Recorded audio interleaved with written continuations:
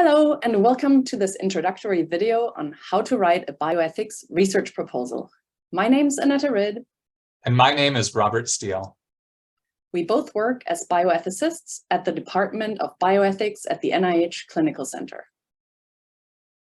Before we start, please note that what we will say in this video reflects our views only, and not the views of NIH or any other part of the US government.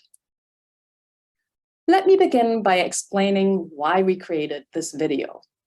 Our department offers several programs that aim to train the next generation of bioethics researchers. That is, people who specialize in conducting research on bioethical questions and not, say, research ethics committee members or clinical ethics consultants who might apply the results of this research in their day-to-day job, but who might not conduct bioethics research themselves. We often receive questions about how to write a strong bioethics research proposal for these bioethics research training programs. So we wanted to make our answers to the most common questions more easily accessible, in hopes that this could help people who are interested in applying. Most of this video is dedicated to discussing how one might identify a good bioethics research question. We say much less about how one might go about writing a compelling bioethics research proposal. And what we say about writing a bioethics research proposal is targeted to our programs. Our programs and applications for these programs are a lot shorter and much less too complex to write than a proposal for a regular NIH grant for conducting bioethics research. Most of the points we make about developing a bioethics research questions are also quite basic, so the video primarily targets those with little, if any, prior bioethics training. And we want to keep this video relatively brief, so we are only introducing a few key ideas and offering selected practical tips. With this in mind, I will first discuss what a bioethics research question is. Developing a good research question is perhaps the most important step in developing a good bioethics research proposal. Choosing appropriate methods and eventually conducting high-quality research are, of course, also really important. But in our experience, when developing a good bioethics research proposal or project, identifying a good research question is often the thing people struggle with most, especially when they have little, if any, prior training in bioethics research. So we will spend most of this video, again, discussing mostly bioethics research questions. So after defining what a bioethics research question is, I will give some background on the idea of minimal risk in health research, which is a bioethical issue that Robert and I will primarily use to illustrate what we have to say. Next, Robert will introduce two kinds of bioethics research questions: normative and conceptual research questions, and empirical research questions. And each of us will talk in more detail about these questions. Finally, Robert and I will close with some practical tips for developing a research proposal.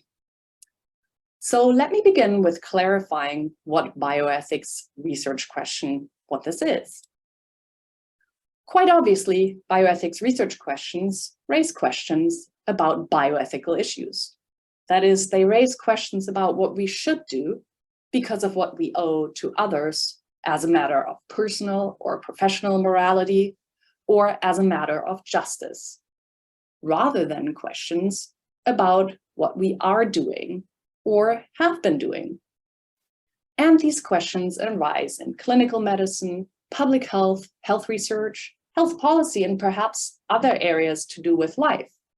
This depends a little bit on how you define bioethics, or taken literally, the ethics of life. Now, like in any other field, bioethical questions are bioethical research questions, and good bioethical research questions if they have several features. Good bioethical research questions are open, meaning you can show through a thorough literature review that there is a gap in our knowledge which has not been addressed in the existing literature. A gap does not mean that the question has never been asked before. In fact, that is quite rare. But a good bioethical research question brings a new angle, a new twist, or a new perspective on a known bioethical issues. Good bioethical research questions are also important. That is, they're likely to significantly advance our knowledge about a bioethical issue that is practically relevant to clinical medicine, public health, health research, health policy, and so on. And good bioethical research questions are clear, meaning they're easy to understand, written in simple language, and they avoid vague or ambiguous terms. Finally, good bioethical research questions focus on a specific problem within a broader topic, say a particular aspect of clinical practice. Let me now give you some background on the idea of minimal risk in health research, which is the bioethical issue we will primarily use to illustrate our recommendations for developing a bioethical research question. Note that our goal is not to demonstrate that all the questions we discuss are good bioethical research questions. That would take too much time. Instead, we want to give you a sense of different types or kinds of bioethical research questions you can ask. And to illustrate what we say, we will focus on the idea of a minimal risk threshold in health research as an example. The core of this idea is people who cannot give consent, their own informed consent, for example, children. They should only be invited to participate in health research if the research poses no more than minimal risks to them. We will discuss this idea in more detail in a minute. For now, let me explain why we chose it as an example. The first reason is this. A key ethical concern about health research involving human participants is that it exposes some to risks for the benefit of others. And it is a common and intuitively appealing idea that the rights and interests of participants should be protected by limiting the risks that researchers may expose them to, especially when participants cannot give their own informed consent to research. For example, again, children. The second reason is that the risk threshold or threshold of minimal risk in research has been enshrined in many national and international ethical guidelines for research. For both reasons, it is important to understand why participants who cannot consent should be exposed to no more than minimal risks, and how sponsors, researchers, research ethics committees, and others should implement the minimal risk threshold in practice. The idea of minimal risk has also been the subject of much debate in the bioethical literature, and we will be able to point you to some papers at the end of this talk that you can read if you would like to get a better sense of what different types of bioethical research questions on the minimal risk threshold can look like. But of course, the idea of minimal risk is just one of many, many topics in health research ethics, and one of many, many in bioethics more generally. So with this in mind, let me now tell you a little bit about the different kinds of questions you can ask in bioethics research and try to help you get a feel for the differences between them.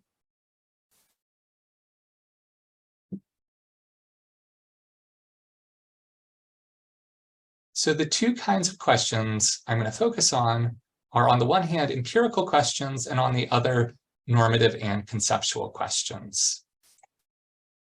So empirical questions are about how the world is. The root of the word empirical comes from experience, and empirical claims are ones where the answers can be experienced. You can go out and see with your eyes. A good rule of thumb is that if you can imagine a way that what you're saying could be straightforwardly tested using scientific methods, then it is an empirical question. So imagine some researchers are considering doing a study that would require putting children under general anesthesia. Then they might wonder, what are the risks of general anesthesia in children? That would be an empirical question. It could be answered by consulting the medical literature. So suppose that researchers do that, and they learn that there is such and such risk of death, such and such risk of headaches after general anesthesia, and so on. These empirical facts would then raise some separate normative and conceptual questions. So what are these normative and conceptual questions? Normative questions are about norms and standards against which things can be measured as better or worse. These questions don't concern how the world is, but instead how it should or ought to be. Saying that things are good or bad, or telling people what they should or shouldn't do, are normative claims. Unlike empirical claims, these can't be demonstrated just by going out and looking or using the methods of science. There's no scientific instrument that displays a positive result when you put it next to a good person, or that can measure whether telling a comforting lie to your child is morally acceptable. Conceptual questions are about our concepts and what they mean, especially when they have to be interpreted in novel contexts. And as with normative claims, they are also not directly measurable. You can't go out and measure whether hiding important but upsetting information from your child counts as a lie either. So let's come back to the example of general anesthesia in children. Once the researchers have the long list of risks associated with anesthesia, they might wonder, are these minimal for children?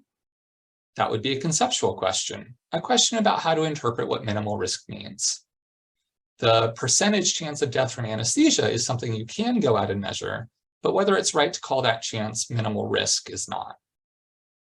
Or suppose that researchers find not only some general risk level, but also that in, say, a minority ethnic group, the risk of death to those children from anesthesia is slightly but not tremendously higher.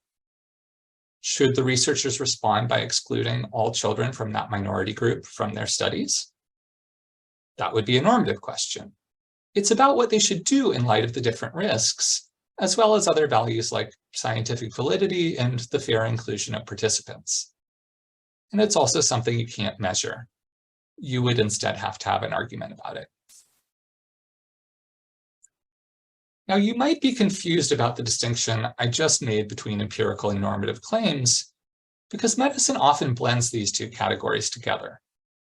For example, take the question of whether antiretroviral therapy should be initiated immediately in people who have just been diagnosed with HIV. Now, this question uses normative language, should, and is about what should happen, not what is happening, so it is a normative question. But I said normative questions can't be answered with empirical measurement, and you might think this can be measured and that, in fact, it was measured. An important trial some years ago followed people who immediately initiated ART and people who delayed initiation of ART and showed that you should initiate immediately. But the trial didn't actually show that. It was an empirical study, and it showed an empirical fact that people who initiate ART immediately have markedly lower levels of HIV-related morbidity and mortality. Of course, it's normatively uncontroversial that we should try to prevent morbidity and mortality, and the results of the trial were very clear that immediate ART prevents both. And in the US, at the time the trial was conducted, there were more than enough resources to cover immediate ART initiation in all people diagnosed with HIV. So in that US context, there wasn't a lot of debate over the further normative conclusion that ART should be initiated immediately. That is, in that context, the step from the empirical to the normative conclusion was not very difficult or interesting. But in other contexts, it could be. At some times, some governments faced very difficult rationing decisions with ARTs, where they didn't have enough to both initiate immediate treatment in those who are newly diagnosed with HIV and to treat people who are already very sick from HIV and AIDS. In those cases, it wasn't obvious that immediate ART initiation was right, as it came at the cost of increased harms for others. So this example helps to illustrate not just the difference between empirical and normative claims, it also illustrates that some normative claims can be so obvious in one context that you don't even need to say them out loud, let alone argue for them. But they may not be obvious, and they may even be false in another context. Let me now tell you a little more about normative and conceptual research questions that you might ask about the minimal risk threshold in health research. We start with these questions rather than the empirical ones because empirical bioethics research questions are, or should be, driven by normative or conceptual research questions, and Annetta will tell you more about that shortly. So the most obvious normative questions to ask about the minimal risk threshold in health research are, for any given line, wherever it's drawn, what justifies that line in particular, and why draw it there instead of somewhere else? Why should we allow any risk at all, even minimal ones, in patients who cannot consent? Would it be better to insist children, for instance, undergo zero risk? Or from the other direction, why not more? If it can be right to expose children to a little risk, can it also be right to expose them to a little more than that, or a little more than that? Why is this line specifically the place where things go from being right to being wrong? In addition to the normative question of how any line can be justified, the minimal risk threshold also raises conceptual questions about where the line is supposed to be and how it can be recognized in practice. What is a quote unquote minimal risk? Depending on how we understand what that term means, the threshold might end up being very high or very low. For example, in the US regulations, minimal risk is defined in terms of the risks of daily life. But different children live very different lives.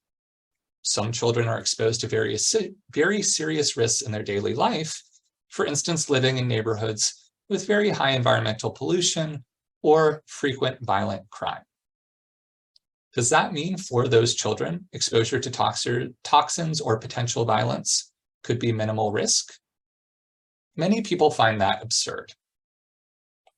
But then how do we understand what else the risks of daily life means? That would be a conceptual question. And as you can see, in this case, the conceptual and normative questions are tightly interlinked. It's hard to argue normatively over the minimal risk threshold without knowing what that term is supposed to mean. And it's also hard to argue over what the term means without keeping in mind that its point is to be used to tell people what they can and can't do in research with patients who can't consent for themselves. Hopefully these examples have given you a feel both for how to ask these questions and the nuances between normative and conceptual bioethics research questions.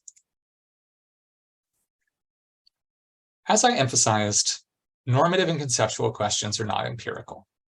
They're not things you can go out and directly measure, so instead you have to come up with your best arguments to try and settle them. Now, making good arguments is an art, not a science, so unfortunately I can't give you a simple set of instructions for how to do it. But one handy thing to remind yourself of is that good arguments should be persuasive. So you should ask yourself, is the argument I just gave for my conclusion something that could convince someone who didn't already start out agreeing with me? One way to try to think if your argument is convincing is to think about what someone who disagreed with you would say in response. You should try to come up with arguments that don't have obvious objections against them. And if there are objections you can think of, then you might explicitly raise them and respond to them in your paper to show, now you might have thought I'm wrong because blah, blah, blah, but actually that's not true because blah, blah, blah. You won't have enough space in a paper to respond to every single thing someone might say, but it's usually a good idea to pick the objections you think people are most likely to have or which are most important and best, and respond to those specifically. With that, I'll now turn things back over to Annetta, who will go into more depth on empirical bioethics questions. Thanks. So, as Robert and I have both emphasized, bioethical questions raise questions about what we should do rather than questions about what we are doing or have been doing. So you might rightly ask, why are empirical questions, which is ask questions about the world, for example, what people experience, think, or feel, why are empirical questions important to research in bioethics? It is helpful to remember that bioethics is a field that aims to be relevant for clinical medicine, public health, health research, and so on. And for this to be the case, bioethicists need to understand the world and how their bioethical proposals for this world might affect it. However, the reason why bioethicists might study the world is because they're ultimately interested in addressing questions about what we should do. So the overall goal of empirical bioethics research, simply put, is to inform bioethical argument or debate and solutions. That is, qualitative interviews, quantitative surveys, and so on in bioethics are driven by ethical or should questions. With this in mind, I want to suggest that there are two important types of empirical bioethics questions. The first type of questions are questions about what relevant bioethical questions about an issue are, and potential approaches to addressing these questions. The second type of empirical bioethics questions are questions about how well current approaches to addressing bioethical questions work in practice, and whether any proposed alternatives might work better than current approaches. Now, there are other types of empirical bioethical questions, but I will keep what I have to say here to these two. So let's think about some illustrative examples of the first type of empirical bioethics questions, namely what relevant bioethical questions and potential approaches to addressing these questions are in relation to the idea of minimal risk in research involving participants who cannot consent. In general, this first type of empirical bioethical questions tend to arise when something new is happening. For example, imagine the idea of minimal risk has just been introduced in the bioethics literature or in ethical guidelines for health research involving human participants. But the idea is not yet well defined. At this point in time, it could be helpful to better understand how people with relevant experience think about minimal risk. For instance, one might ask people who conduct research with children about whether they are familiar with the idea of minimal risk, and if so, how they would define it. One might also ask them whether they think that exposing children only to minimal research risks is enough to protect the children's rights and interests. And if it is not, what other protections they consider important for research involving children. Answers to these questions could help identify possible approaches to defining minimal risk, as well as ethical consideration other than risk that might have been overlooked in the debate at that point.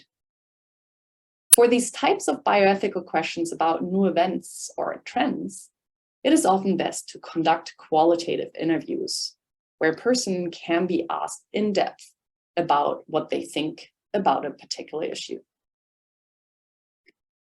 Now imagine time has passed and there is a body of bioethics literature on the idea of minimal risk, or a number of ethical guidelines or regulations for health research have adopted the idea. At this point, it could be very helpful to systematically survey the existing definitions of minimal risk in a literature review, or to review existing guidelines or regulations. This could then serve as the basis for analyzing all the definitions there are from a normative and conceptual perspective, and to either identify the best existing definition or to propose a new one. Now, imagine the minimal risk threshold has been adopted, say by US regulations, and the current approach to implementing it in practice is to ask research ethics committee members to review all research protocols for studies that involve people who cannot give their own informed consent before the research starts. And research ethics committees members are then asked to judge whether the risks to participants suggested in these protocols are ethically acceptable. Research ethics committee members are given the relevant definition of minimal risk to guide their judgment, but no further guidance. To test how this current approach to implementing the minimal risk threshold works in practice, one might conduct a quantitative survey of research ethics committee members and give them the relevant definition of minimal risk. For example, the risks of daily life standard that Robert discussed earlier, before asking the Research Ethics Committee members to use this definition to judge whether the risks of, say, a blood draw, an MRI, or a bone marrow biopsy are minimal or greater than minimal. The results from this survey could then help to see how well it works to provide Research Ethics Committee members with a definition of minimal risk without additional guidance.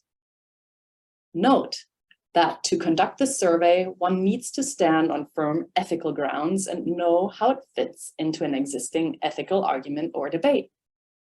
For example, one should give Research Ethics Committee members a definition of minimal risk that is ethically defensible, which is an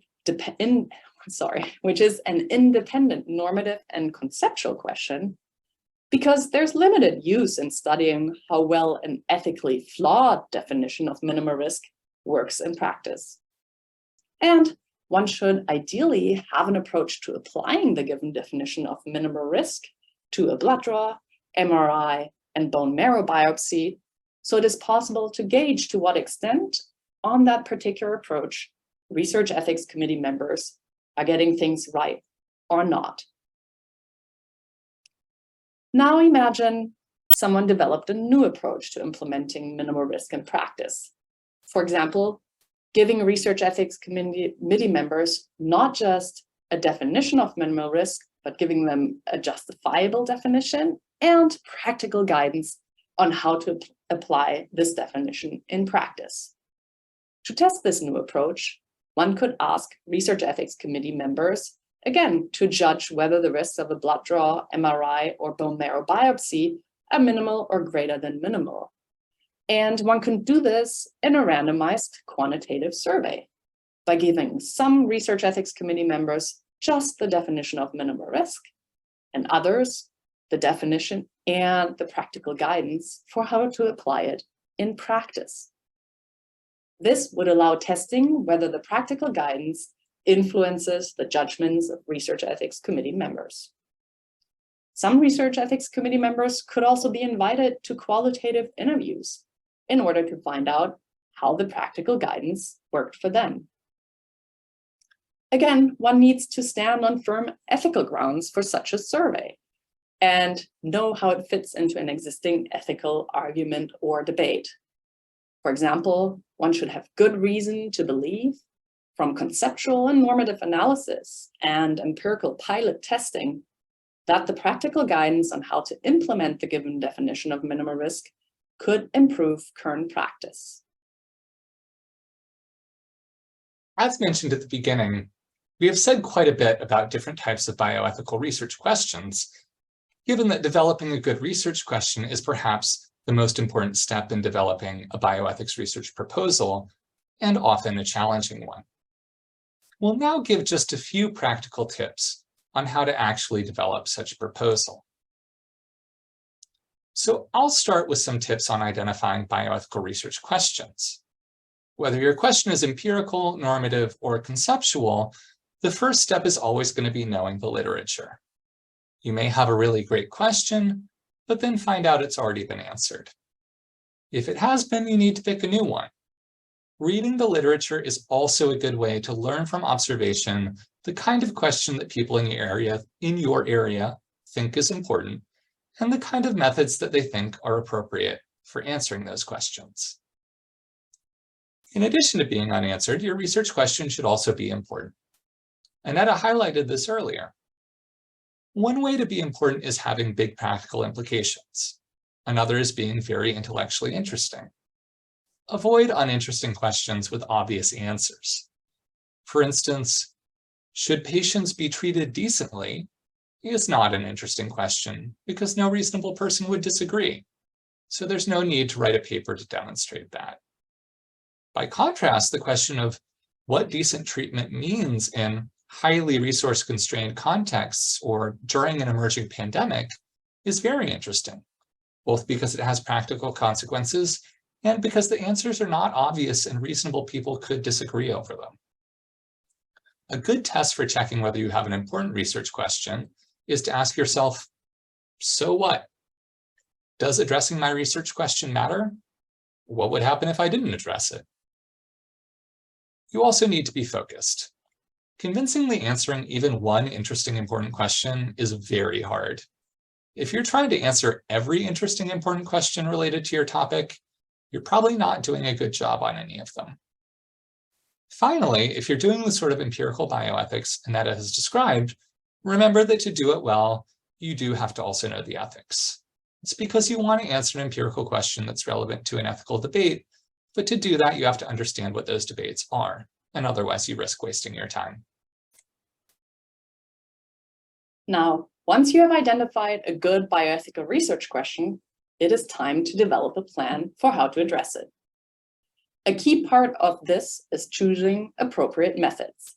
And this includes being able to say why you chose the given methods over other possible ones. To address normative and conceptual research questions, you will use philosophical analysis. Robert said a little about what this involves earlier. To address empirical research questions, a good rule of thumb is to use qualitative interviews and literature reviews to explore when something new is happening, and to use quantitative surveys to advance debates that are more mature. For example, testing a current or new approach to implementing a bioethical concept, as I discussed earlier in relation to the idea of minimal risk. Any methods you choose should be high quality.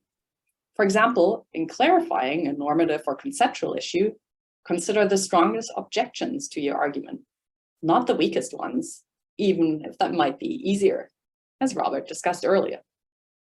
When conducting empirical research, follow established methodological standards, such as the consolidated criteria for reporting qualitative research or COREC checklist for qualitative interviews, or the PRISMA guidelines for scoping or systematic literature reviews.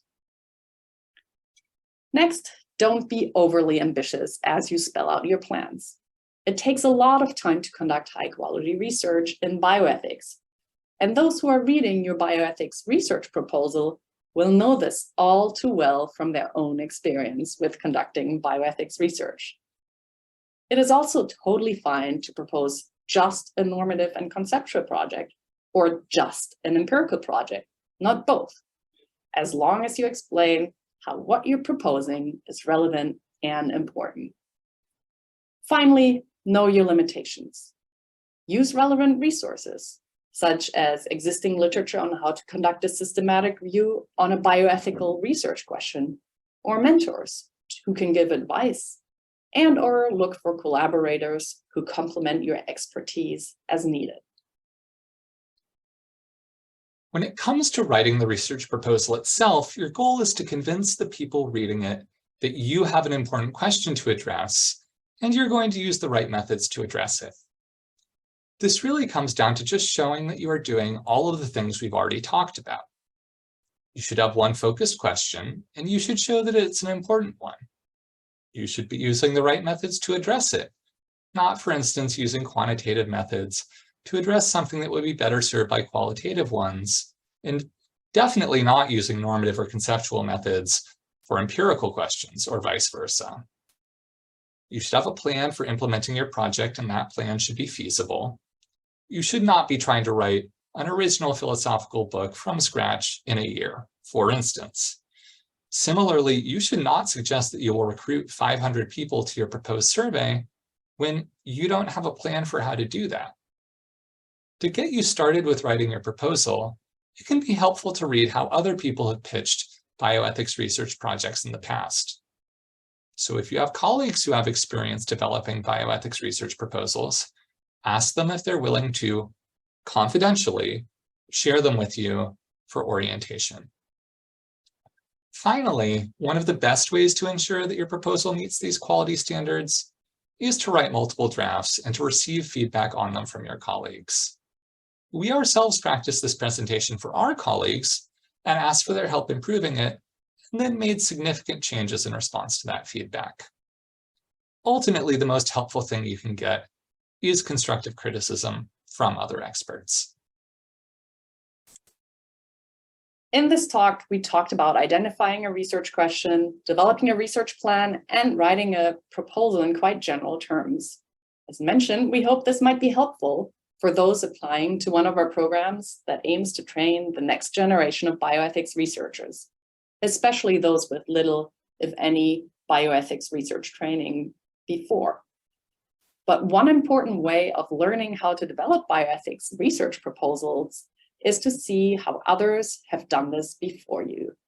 And to do this, it can be helpful to read the results of bioethics research projects.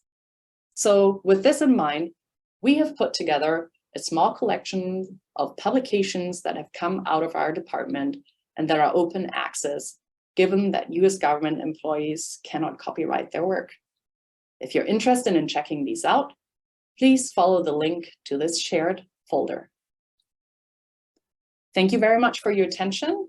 And if you are interested in applying to one of our bioethics research programs, we look forward to receiving your application and reading your research proposal.